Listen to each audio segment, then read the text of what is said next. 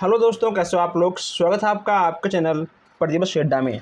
दोस्तों आज हम लोग यहाँ पर देखने वाले हैं डीएलएड सेकंड सेमेस्टर का साइंस का क्लास। मैं आपको बता दूं कि आपके बहुविकल्पीय प्रश्न में 5 नंबर के वस्तुनिष्ठ प्रश्न आते हैं। अगर आप सारी क्लास को कंटिन्यू लेते हो तो कहीं ना कहीं आपका 5 में से 5 नंबर आ जाएगा, कन्फर्म है। और एक भी नंबर आपका गलत नहीं होगा, क्योंकि आपके बहुविकल्प से ही नंबर उठते हैं और नंबर गिरते ही हैं। तो आप लोग परेशान मत होइए, आप लोग आराम से पढ़िए और जो क्वेश्चंस आपको नया लगे आप उसको अपने नोटबुक में नोट भी कर लीजिए। आप लोग एक बार वीडियो को अपने दोस्तों तक शेयर कर दीजिए। और जो हमारे भाई बहन नए हैं, जो लोग अभी तक चैनल को सब्सक्राइब नहीं कर रखे हैं, वो लोग भी सब्सक्राइब कर लें ताकि कोई भी क्लास कोई भी अपडेट आपसे मिस ना हो। तो आइए चलते हैं, देखते हैं हम लोग आज का पहला प्रश्न है। यहाँ पे आपका आज का पहला प्रश्न है, ब्रह्मांड का प्रमुख अवयव कौन है। यहाँ पूछा गया है कि ब्रह्मांड का आपका प्रमुख अवयव कौन है। इसमें आपका क्या होगा, मंदाकिनियाँ, तारे, सौरमंडल या उपरोक्त सभी। इनमें आपका क्या होगा, इन चीज़ों को आपको बताना होगा। अगर हम बात करें आंसर की, इसमें आपका मंदाकिनियाँ, तारे और सौरमंडल ये सब आपके ब्रह्मांड में देखने को मिल जाएंगे, यानी इसमें आपका उपरोक्त सभी बिल्कुल सही हो जाएगा। अब हम देखते हैं यहाँ सेकंड प्रश्न है, चंद्रमा के आकार वाला ग्रह है। चंद्रमा के आकार वाले ग्रह की बात यहाँ पे की जा रही है, बुध, शुक्र, मंगल या बृहस्पति। इनमें से आपका क्या होगा, इसमें आपका हो जाएगा बुध। क्या होगा मेरे दोस्तों, मेरे भाइयों बहनों, बुध आपका बिल्कुल सही हो जाएगा। टाइटन किस ग्रह का उपग्रह है। यहाँ पर टाइटन की बात की जा रही है, बुध, शुक्र, मंगल या वरुण। टाइटन किस ग्रह का उपग्रह है ये यहाँ पे आपको बताना है। इसमें आपका हो जाएगा वरुण, ठीक है, यानी आपका दावाला बिल्कुल सही हो जाएगा। यहाँ पे नेक्स्ट क्वेश्चन आपका है, 5 नवंबर 2013 को भारत द्वारा किस ग्रह के लिए यान छोड़ा गया। 5 नवंबर की बात यहाँ पे की जा रही है, इसमें आपका हो जाएगा मंगल ग्रह, ठीक है। मंगल ग्रह पर यान छोड़ा गया था। एक बार फिर से यहाँ पे आपको टाइटन से क्वेश्चन देखने को मिल गया है। टाइटन किस ग्रह का उपग्रह है। टाइटन किस ग्रह का उपग्रह है, बुध, शुक्र, मंगल या शनि। ऐसे प्रश्न आपको मिल जाएंगे। जब टाइटन की बात किया जाए तो टाइटन आपका शनि का उपग्रह है। किसका है, शनि का आपका उपग्रह हो जाएगा। आइए आगे बढ़ते हैं। नेक्स्ट यहाँ पे आपका 6वां है कि मंगल का, एक में दोस्तों चलिए, मंगल का द्रव्यमान पृथ्वी के द्रव्यमान के लगभग कितनी है। 1/8, 1/9, 1/10 या 11। इसमें आपका क्या होगा, मंगल के ग्रह की बात यहाँ पे की जा रही है। अगर दोस्तों इसके हम आंसर की बात करें, इसमें आपका हो जाएगा 1/9, ठीक है, यानी आपका बावाला बिल्कुल सही हो जाएगा। नेक्स्ट यहाँ पे आपका 7वां है, सूर्य हमारी गैलेक्सी के केंद्र की कितनी दूरी पर स्थित है। इसमें आपका क्या होगा, 10,000 प्रकाश वर्ष, 20,000 प्रकाश वर्ष, 30,000 या 50,000। इसमें आपका हो जाएगा 30,000 प्रकाश वर्ष, ठीक है, यानी आपका बा वाला बिल्कुल सही हो जाएगा। 8वां यहाँ पे आपका है कि किस ग्रह को वर्ष 2006 में ग्रह की श्रेणी से हटा दिया गया है। 2006 में किस ग्रह को ग्रह की श्रेणी से हटा दिया गया है, इसमें आपको बताना है।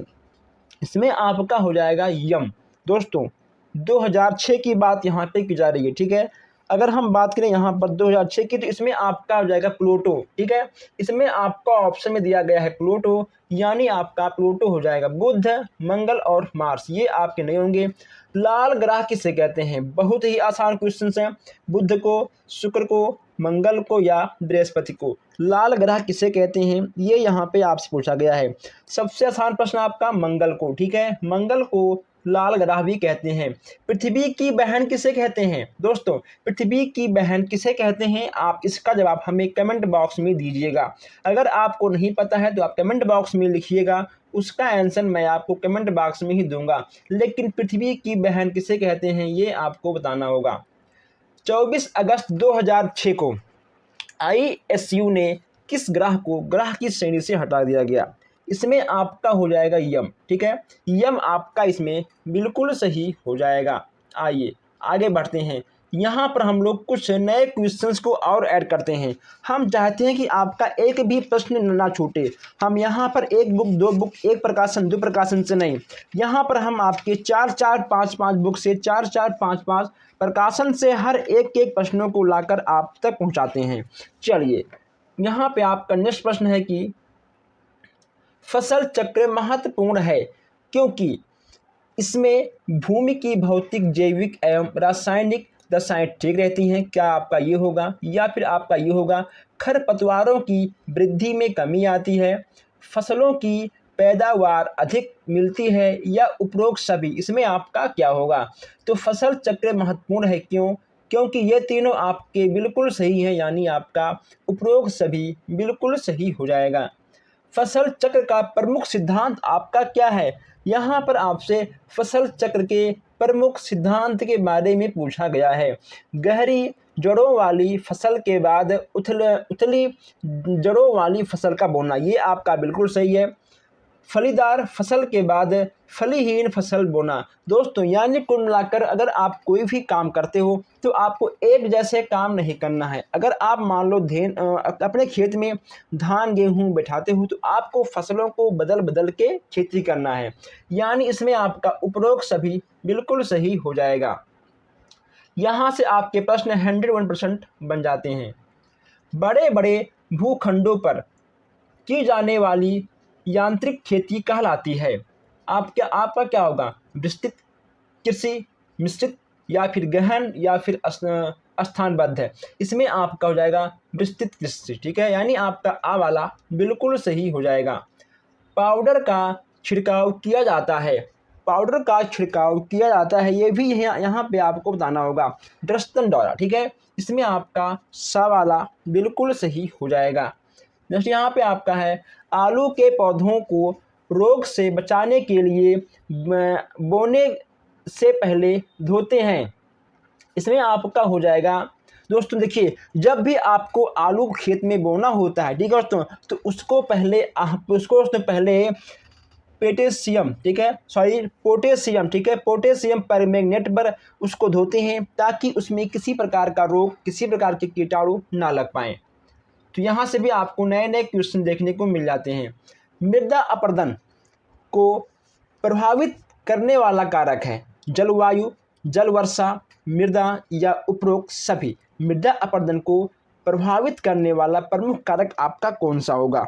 इसमें आपके तीनों हो जाएंगे, यानी आपका उपरोक्त सभी बिल्कुल सही हो जाएगा। आइए हम लोग आगे बढ़ते हैं। यहाँ पर हम लोग फिर चलते हैं अपने नए क्वेश्चन की ओर। पौधों के लिए मुख्य पोषक तत्व कौन सा है? पौधों के लिए मुख्य पोषक तत्व की बात यहाँ पे आपसे की जा रही है। इसमें आपका क्या होगा? नाइट्रोजन, मैग्नीज, आयरन, या कॉपर। इसमें आपका नाइट्रोजन बिल्कुल सही हो जाएगा, यानी आपका आ वाला बिल्कुल सही हो जाएगा। 17वां यहाँ पे आपका है कि फूल गोभी की पत्ती में लगने वाला कीट कौन सा है? आरा मक्खी, गंधी कीट, पायरिया, या सफ़ेद मूंगा। इसमें आपका क्या होगा? यहाँ पर फूल गोभी की बात की जा रही है, तो जो फूल गोभी में आपके कीट लगते हैं, इसमें आपका हो जाएगा आरा मक्खी। ठीक है, आरा मक्खी आपका बिल्कुल सही हो जाएगा। अधिक पानी चाहने वाला फसल आपका क्या होगा? देखिए दोस्तों, एक आपका लिपस्टिक है, ठीक है, एक आपका धान है। लिपस्टिक और धान को सबसे अधिक पानी की आवश्यकता होती है। बरसीन गेहूं को पानी की आवश्यकता कम होती है, लेकिन आपके लिपस्टिक के पेड़ और आपके धान के पौधे, इन दोनों को पानी की सबसे अधिक आवश्यकता होती है। धान, जूट आदि की फसलों से सिंचाई के लिए प्रयोग लिया जाता है। देखिए दोस्तों, जो आपका धान, जूट की फसलें हैं, इसकी सिंचाई के लिए किस चीज़ का प्रयोग लिया जाता है? ये चीज़ यहाँ पे आपसे पूछी गई है। इसमें आपका हो जाएगा प्रवाह विधि, क्यारी विधि, और कप विधि, या फिर बलय विधि। इसमें आपका प्रवाह विधि बिल्कुल सही हो जाएगा। ठीक है दोस्तों, धान और जूट में पानी को तो खुले में ही खेत में छोड़ देते हैं, उसी को बोलते हैं प्रवाह विधि। ठीक है, चलिए नेक्स्ट यहाँ पे आपका है गेहूँ। गेहूँ की फसल में लगने वाला खरपतवार कौन सा है? अब खरपतवार तो लगेगा ही, गेहूं की फसल की बात यहाँ पे की जा रही है। ये तीनों खरपतवार कहीं ना कहीं आपके लगते हैं और यहाँ पे आपको उपरोक्त सभी टिक करना होगा।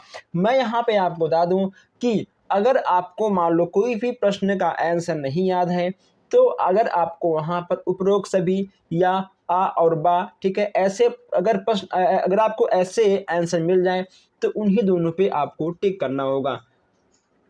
नेक्स्ट यहाँ पे हम लोग देखते हैं MKS पद्धति में ऊर्जा का मात्रक क्या होगा। देखिए दोस्तों, MKS पद्धति, ठीक है, और कहीं ना कहीं CGS पद्धति, इन दोनों से प्रश्न आपके बनते हैं, लेकिन MKS पद्धति से प्रश्न आपके एग्जाम में सबसे अधिक बन जाते हैं। इसमें आपका क्या होगा, डायन सेमी अग्र या न्यूटन मीटर या फिर कैलोरी। इसमें आपका हो जाएगा न्यूटन मीटर। ठीक है, यानी आपका इसमें सा वाला बिल्कुल सही हो जाएगा। अब यहाँ देखते हैं 22वां प्रश्न है CGM पद्धति में ऊर्जा का मात्रक है CGS। ठीक है, अभी हमने आपसे बात किया था CGS की, तो CGS पद्धति में ऊर्जा का मात्रक आपका क्या होगा। अगर हम CGS की बात करें, देखिए ये आपका था MKS। ठीक है, कहीं ना कहीं हिंदी में थोड़ा सा दिक्कत होती है। इसमें था आपका MKS, इसमें था ठीक है आपका CGS, तो इसमें आपका हो जाएगा अग्र। ठीक है, इसमें आपका सवाला बिल्कुल सही हो जाएगा। स्थिर ऊर्जा का उदाहरण आपका कौन सा होगा, बताइए। 23 यहाँ पे आपका है। हमने आपसे पहले कहा था कि अगर आपको दिख जाए उपरोक्त सभी, आँख मोनो और तुरंत आप उपरोक्त सभी पर टिक कर दीजिए। और यही चीज़ यहाँ पे आपका 24 पर भी फॉलो होगा। ऊष्मा देने पर ठोस पदार्थों की लंबाई में होने वाली वृद्धि उस पदार्थ का कहलाता है रेखीय प्रसार, क्षेत्रीय प्रसार, आयतन प्रसार या फिर उपरोक्त सभी। इसमें भी आपका दा वाला बिल्कुल सही हो जाएगा। ठीक है, दा वाला इसमें भी आपका बिल्कुल सही हो जाएगा। चलिए आगे बढ़ते हैं। किसी विधि में ऊष्मा पदार्थ के एक कण में से दूसरे कण में जाती है। इसमें आपका क्या होगा, संचालन में, संघनन में, विकिरण में या इनमें से कोई नहीं। इसमें आपका दा वाला बिल्कुल सही हो जाएगा। ठीक है, इनमें से आपका कोई नहीं होगा। आइए अब यहाँ पर हम लोग कुछ और नए नए प्रश्न देखते हैं। ऐसे प्रश्न आपको सब जगह नहीं मिलने वाले हैं, इसलिए मैं कहता हूँ कि आप लोग चैनल को सब्सक्राइब कर लीजिए और प्लस आप लोग वीडियो को शेयर भी कर दीजिए। आइए दोस्तों, चलिए शुरू करते हैं हम लोग। यहाँ पर वे पदार्थ है जिनमें से प्रकाश सरलता से पार हो जाता है उसे क्या कहते हैं, पारदर्शी, अपारदर्शी, अल्प पारदर्शी या उपरोक्त सभी। इसमें आपका क्या होगा, जब यहाँ पर पदार्थ की बात की जा रही है इसमें आपका हो जाएगा पारदर्शी। ठीक है, यानी आपका आ वाला बिल्कुल सही हो जाएगा। नेक्स्ट यहाँ पे आपका है कि किसी वस्तु की कार्य करने की क्षमता होती है उस वस्तु की ऊष्मा पर, ऊर्जा पर, चाल पर या इनमें से कोई नहीं। इसमें आपका हो जाएगा ऊर्जा पर, यानी आपका बा वाला बिल्कुल सही हो जाएगा। नेक्स्ट यहाँ पे आपका है कि आकृत अथवा विनाश के आधार पर स्थित ऊर्जा क्या कहलाती है, गुरुत्वीय स्थित ऊर्जा, स्थित विद्युत ऊर्जा या इसमें क्या होगा आपका प्रसार या फिर चुंबकीय। इसमें आपका सा वाला बिल्कुल सही हो जाएगा। ये आपको प्रश्न अलग अलग बुक से, अलग अलग प्रकाशन से हर टाइप के प्रश्न यहाँ पे आपको मिल जाएंगे, लेकिन सारे प्रश्न आपके एक जैसे नहीं हैं, सब अलग अलग नए नए प्रश्न हैं। कोयला, पेट्रोल और खनिज तेलों में ऊर्जा किस रूप में संचित रहती है। इसमें आपका क्या होगा, गतिज ऊर्जा, यांत्रिक ताप या रासायनिक ऊर्जा। जब कोयला और पेट्रोल खनिज के तेल की बात करें तो कहीं ना कहीं इसमें आपका रासायनिक ऊर्जा हो जाएगा। ठीक है, इसमें आपका रासायनिक ऊर्जा देखने को मिल जाएगा। चलिए आगे बढ़ते हैं। नेक्स्ट यहाँ पे आपका है कि पवन ऊर्जा, सौर ऊर्जा एवं जल ऊर्जा किस प्रकार का ऊर्जा है। पूछेगा आपसे एग्जाम में कि पवन ऊर्जा, सौर ऊर्जा, जल ऊर्जा किस प्रकार का ऊर्जा है, तो आप क्या लिखोगे, अनवीनीकृत ऊर्जा या फिर नवीनीकृत ऊर्जा, आ और बा दोनों या इनमें से कोई नहीं। तो पवन, सूर्य, जल आपके हो जाएंगे नवीकरणीय ऊर्जा। ठीक है, नवीकरणीय ऊर्जा आपके बा वाला बिल्कुल सही हो जाएगा। इनमें से क्या जैव ऊर्जा है? ठीक है, इनमें से क्या जैव ऊर्जा है? इसमें आपका क्या होगा? जल ऊर्जा, पवन ऊर्जा, महासागरीय ऊर्जा और फलित ऊर्जा। ठीक है, इसमें से आपका क्या होगा? इसमें आपका दा वाला बिल्कुल सही हो जाएगा। चलिए, सोलर सेल में मुख्य रूप से ऊर्जा का रूपांतरण होता है। प्रकाश ऊर्जा का विद्युत ऊर्जा में, प्रकाश ऊर्जा का रासायनिक ऊर्जा में, रासायनिक ऊर्जा का प्रकाश ऊर्जा में, उसमें ऊर्जा का प्रकाश ऊर्जा में। इसमें आपका हो जाएगा प्रकाश ऊर्जा का विद्युत ऊर्जा में। ठीक है, यानी आपका बा वाला इसमें आपका आ वाला बिल्कुल सही हो जाएगा।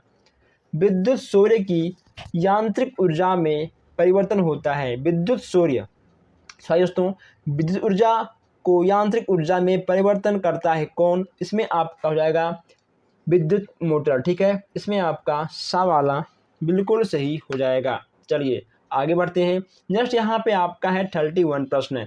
31 प्रश्न आपका है उत्तोलक से। उत्तोलक आपके कितने प्रकार के होते हैं आपको पता होगा। उत्तोलक आपके 3 प्रकार के होते हैं। प्रथम श्रेणी उत्तोलक, द्वितीय श्रेणी उत्तोलक और तृतीय श्रेणी उत्तोलक। ठीक है, ये आपके उत्तोलक 3 प्रकार के होते हैं।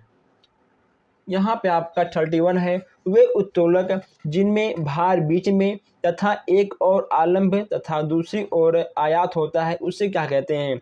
प्रथम प्रकार के उत्तोलक, द्वितीय प्रकार के उत्तोलक, तृतीय या इनमें से कोई नहीं। इसमें आपका होगा द्वितीय प्रकार के उत्तोलक। आप इसका ठीक है एक ट्रिक जान लीजिए। जो आपके द्वितीय प्रकार के उत्तोलक होते हैं, इसमें आपका होगा FWP। ठीक है, FWP। जो आपका तृतीय प्रकार का उत्तोलक होगा, इसमें आपका होगा WPF। ठीक है, WPF शॉर्ट फॉर्म में। और जो आपका प्रथम प्रकार का होगा उत्तोलक, प्रथम में आपका होगा PFW। ठीक है, PFW। अभी आपका PFW, ये आपका PW और F क्या है आप इसको भी जान लीजिए।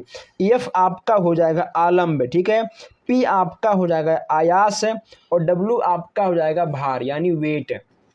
ठीक है, तो आप इसको नोट कर लीजिएगा। चलिए हम आगे बढ़ते हैं। और यहाँ पे आपका नेक्स्ट यहाँ पे आपका है वे एक मिनट। हाँ ठीक है, इसमें तो आपका होगा द्वितीय उत्तोलक। ठीक है, अब देखिए इसमें क्या होता है। वे उत्तोलक है जिनमें आलंब बीच में तथा एक और आयास एवं दूसरी ओर भार होता है, उससे क्या कहते हैं? अभी हमने आपको समझाया था। इसमें आपका होगा प्रथम प्रकार का उत्तोलक। ठीक है, इसमें आपका आ वाला बिल्कुल सही हो जाएगा।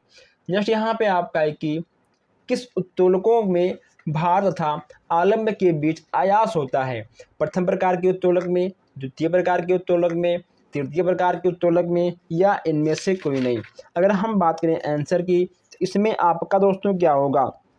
इसमें आपका होगा तृतीय प्रकार के उत्तोलक में। ठीक है, अभी हमने आपको प्रथम, द्वितीय, तृतीय हर तीनों का शॉर्ट फॉर्म हमने आपको समझा दिया था। चलिए आगे बढ़ते हैं। नेक्स्ट यहाँ पे आपका है कि द्वितीय श्रेणी का उत्तोलक कौन सा है? कैंची है, हैंडपंप है, सरौता है या चिमटा है? यहाँ द्वितीय प्रकार के उत्तोलक की बात की जा रही है। इसमें आपका हो जाएगा सा वाला। ठीक है, सा वाला आपका बिल्कुल सही हो जाएगा।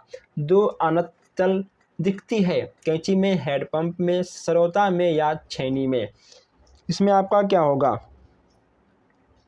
इसमें दोस्तों आपको क्या लिखना होगा इसमें? ठीक है, आपका हो जाएगा छैनी में। ठीक है, छीनी में। दोस्तों जो आपका होता है ठोकने वाला, ठीक है, लोहे का होता है वह छेनी इसको बोलते हैं। इसमें आपका दा वाला बिल्कुल सही हो जाएगा। अब यहाँ देखते हैं 36 क्वेश्चन है। 36 आपका है कि दो अनंत तल दिखाई देती है। एक मिनट, शायद वही क्वेश्चन से रिपीट हो गया क्या? हाँ ठीक है दोस्तों, हम इस पर बात कर चुके हैं, वही क्वेश्चन से रिपीट आ गया है। ठीक है, इसमें भी आपका होगा छैनी और शायद क्वेश्चन डबल हो गया। चलिए कोई नहीं। उत्तोलक जिस निश्चित बिंदु के चारों ओर घूम सकता है, उत्तोलक जिस निश्चित बिंदु के चारों ओर घूम सकता है वह आपका क्या है? आयास है, भार है, लंब है या बल है। इसमें आपका क्या होगा, इसमें आपका ठीक हो जाएगा आलंब, यानी आपका दा वाला बिल्कुल सही हो जाएगा। चलिए 38 देखते हैं। नींबू निचोड़ने की मशीन किस श्रेणी के उत्तोलक का उदाहरण है? प्रथम श्रेणी, द्वितीय श्रेणी, तृतीय श्रेणी या इनमें से कोई नहीं। नींबू निचोड़ने की बात यहाँ पे की जा रही है, इसमें आपका होगा द्वितीय प्रकार का उत्तोलक, ठीक है, यानी आपका बा वाला बिल्कुल सही हो जाएगा। जस्ट यहाँ पे आपको देखने को मिल जाएगा 39, ठीक है, 39 आपका है। नत समतल से वस्तु को ऊपर उठाने में कितने बल कार्य करते हैं? 4, 3, 1 या 2। कितने बल कार्य करते हैं? इसमें आपका ठीक हो जाएगा 2 बल, आपके 2 बल कार्य करते हैं। जैसे यहाँ पे आपका है कि वह उत्तोलक जिसमें आलंब एवं आयास के मध्य भार होता है। आलंब एवं आयास के मध्य भार की बात यहाँ पे की जा रही है, क्योंकि उसमें मध्य ठीक है, भाग नहीं, यहाँ आपका होगा भार, ठीक है, भार होती है। अब यहाँ पे आपको भार के बारे में बताना है। भार की बात यहाँ पे आपसे की जा रही है, तो इसमें ठीक है आपका क्या होगा, अगर दोस्तों हम बात करें आंसर की, तो इसमें आपका हो जाएगा कैंची, ठीक है दोस्तों। कैंची कहीं ना कहीं आपके पीछे और आगे दोनों प्रकार से कहीं ना कहीं आपके भार आ जाते हैं, ठीक है दोस्तों। चलिए अब हम आगे बढ़ते हैं। यहाँ पे आपको कुछ प्रश्न कोशिका से मिल जाएंगे, ठीक है। यहाँ पे आपको दोस्तों मिक्स क्वेश्चन मिलते हैं, आपके भूगोल, आपके नागरिक शास्त्र, ठीक है, आपके दोस्तों हर चीज़, ठीक है, यहाँ पे आपको मिक्स क्वेश्चन देखने को मिल जाते हैं। एक कोशिका जीव है, यहाँ आप बताना कि आखिर एक कोशिका जीव आपका क्या हो जाएगा।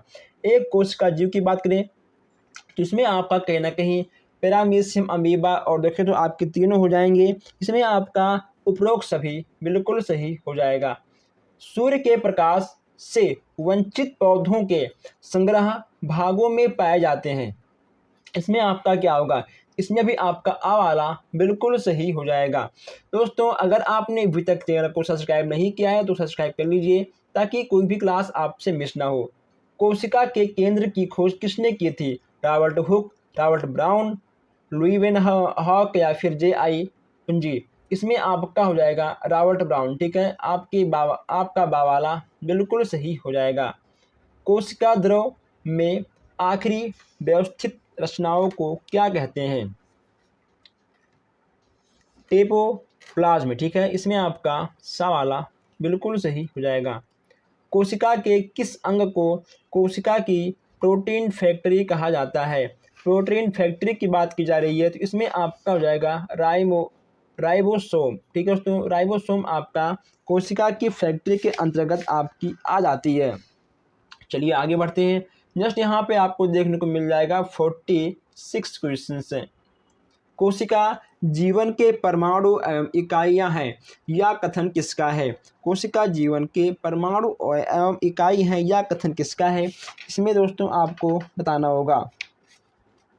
जीवन और परमाणु की जीवन और इकाइयों की बात यहाँ पे की जा रही है, ठीक है दोस्तों। चलिए आप लोगों ने इसका आंसर टिक कर दिया होगा। अगर आप लोगों ने अभी तक इसका आंसर टिक नहीं किया है तो आप लोग जान लीजिए इसका आंसर आखिर क्या होगा। यह कथन आपका है, ठीक है, ग्रे का, यानी आपका सा वाला बिल्कुल सही हो जाएगा। लाइसोसोम की उपस्थिति का सर्वप्रथम किसने पता लगाया? लाइसोसोम की उपस्थिति का सर्वप्रथम किसने पता लगाया? इसमें आपका हो जाएगा डी दुबे, ठीक है दोस्तों, आपका सा वाला बिल्कुल सही हो जाएगा। नेक्स्ट यहाँ पे आपको देखने को मिल रहा है कि पौधों में सूर्य के प्रकाश से वंचित संग्रहण भागों में पाया जाता है। इसमें भी कहीं ना कहीं आपको नया क्वेश्चन देखने को मिलेगा, इसमें भी आपको बताना होगा। इसमें आपका उपरोक्त सभी है, यानी आपको कुछ भी नहीं करना है, आपको उपरोक्त सभी पर मानना है, ठीक है, यानी ये तीनों आपके कहीं ना कहीं बहुत ही काम आ जाएंगे। जेट्रोफा और तंबाकू के पौधों में सब पदार्थ कहलाते हैं। जेट्रोफा और तंबाकू के पौधों की बात यहाँ पे की जा रही है। इसमें आपका क्या होगा? आश्री उत्तक, ग्रंथिल उत्तक, आ बा दोनों या इनमें से कोई नहीं। इसमें आपका बा वाला बिल्कुल सही हो जाएगा, ठीक है। और यहाँ पर देखते हैं 50वां प्रश्न है। आप यहाँ पर 50वां क्वेश्चन कि जिन जंतु ऊतक की रुधिर कणिकाओं का निर्माण होता है, किस सॉरी दोस्तों किस जंतु ऊतक, ठीक है, किस जंतु ऊतक में रुधिर कणिकाओं का निर्माण होता है? वासी ऊतक, रंग ऊतक, कंकाली ऊतक या जालिकामय ऊतक? इसमें आपका हो जाएगा जालिकामय ऊतक, ठीक है, यानी आपका इसमें दा वाला बिल्कुल सही हो जाएगा। इसमें आपका दा वाला बिल्कुल सही हो जाएगा। अगर आपने अभी तक चैनल को सब्सक्राइब नहीं किया है तो सब्सक्राइब कर लीजिए, ताकि कोई भी क्लास कोई भी अपडेट आपसे मिस ना हो। तो दोस्तों आज हम लोगों ने यहाँ पर 50 क्वेश्चन देख लिए हैं। अब हम लोग मिलते हैं इसके नेक्स्ट क्लास में, ताकि कम क्लास में कम टाइम में आप अधिक जान पाओ, ठीक है। इसलिए यहाँ पर आपके 1.2 हो गए हैं और अब हम मिलते हैं आपसे इस वीडियो में। धन्यवाद।